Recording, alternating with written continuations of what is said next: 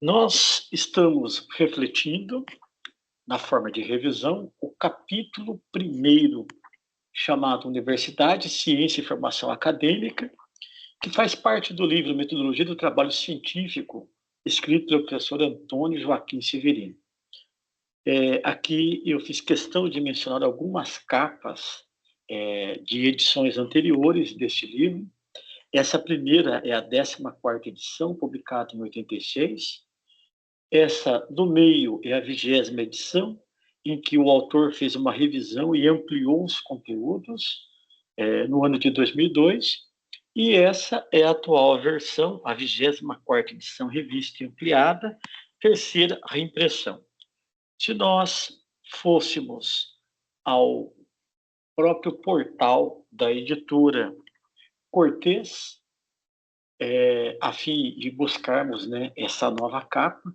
Então, aqui está o indicativo da URL da Cortez Editora e essa capa do livro Metodologia do Trabalho Científico, 24ª edição, revista e atualizada.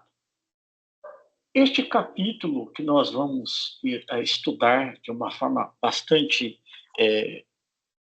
detalhada nessa revisão, tem alguns subsídios muito importantes, totalmente atrelados às principais argumentações que o autor produziu neste capítulo.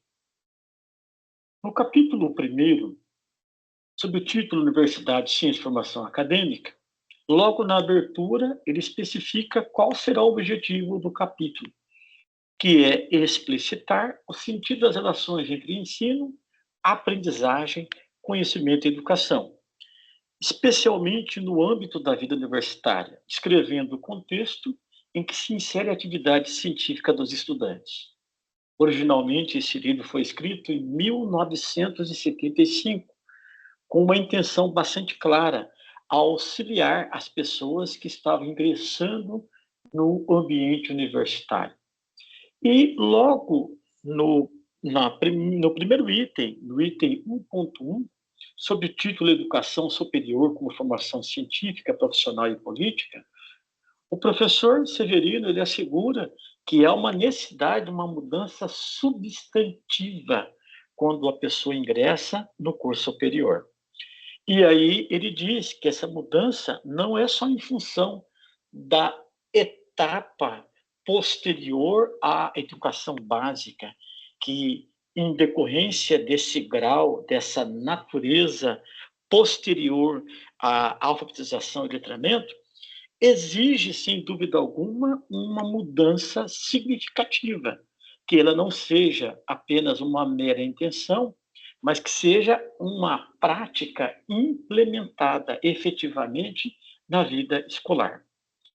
No intuito de relembrar quais são os objetivos históricos definidos pela tradição ocidental destinadas ao ensino superior, ele vai dizer que são 3 grandes objetivos. O primeiro objetivo diz respeito à formação de profissionais das diferentes áreas aplicadas, cujas áreas exigirão a absorção de um ensino, de uma aprendizagem, por meio de habilidades e competências técnicas. Um segundo objetivo diz respeito à formação científica, graças à disponibilização de métodos e conteúdos relacionados às variadas áreas e ramos do conhecimento humano. E o terceiro objetivo, o professor Severino insiste na questão da formação da cidadania, a formação cidadã, que faz com que a pessoa tome um grau de consciência e, nesse sentido, assuma a sua dimensão histórica, pessoal e social. Nesse sentido, esse terceiro grande objetivo da formação no ensino superior desperta no estudante, na estudante, uma consciência social. Ora, para que isso efetivamente ocorra, é preciso, então, que a universidade seja vista como uma funcionária do conhecimento, portanto, uma prestadora de serviços à sociedade, tendo em vista as necessidades demandadas por essa comunidade. Nessa perspectiva em que se relaciona educação e sociedade, o professor Severino vai dizer, então, que os indicadores da cidadania, a vida coletiva fundamentada na democracia, a exigência ético-política assentada na solidariedade, acaba fazendo com que os bens naturais, os bens sociais, os bens culturais produzidos no ambiente universitário devam ser socializados para a comunidade, para a sociedade. E dentro da discussão que o professor Severino propõe acerca das atividades realizadas internamente no ambiente universitário, de que dizem respeito ao ensino, à pesquisa e à extensão, ele primeiramente afirma que essas atividades devem ser efetivamente articuladas entre si e que essas divisões são apenas estratégias operacionais, visto que, segundo ele, a educação superior precisa estar assentada na pesquisa e, graças à pesquisa, os outros dois elementos, como o ensino e a extensão, passam a ser práticas possíveis. Diferentemente do que acontecia no passado, o professor Severino insiste na ideia de que a educação deve ser vista como um processo que produz o conhecimento. E esse conhecimento deve ser reproduzido, deve ser conservado, deve ser sistematizado, deve ser organizado e, sobretudo, deve ser transmitido e universalizado, a fim de que a sociedade também detenha todo esse aparato promovido, desenvolvido dentro do ambiente universitário. E, justamente, quando nós olhamos o papel da universidade, faz parte da cultura brasileira colocar o ensino como a sua principal função, especificando que a universidade ela é responsável pela transmissão de conteúdos acumulados pelo conhecimento.